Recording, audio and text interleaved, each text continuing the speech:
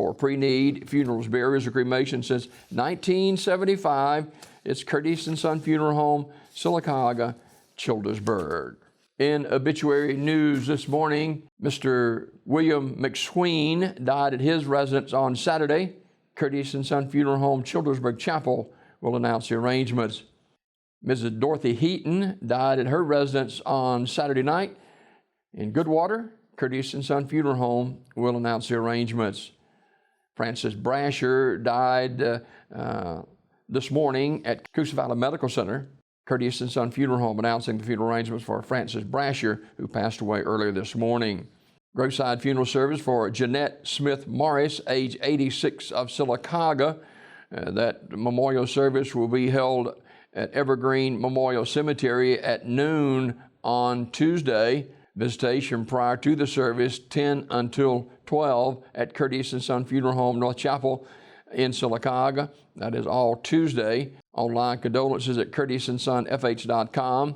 Curtis and Son Funeral Home, North Chapel, directing that service. In other obituary news this morning, Kevin Deshawn Chapman died June 27th, and visitation was Saturday. There will be a graveside service today at 1 o'clock from Pleasant Hill Baptist Church Cemetery. Grace Memorial Chapel Funeral Home in Sylacauga in charge of the arrangements. And Mr. William Pawpaw Gary Taylor, age 73, died June 29th. He was the owner of the Four-Way Grocery in Alpine for some 47 years.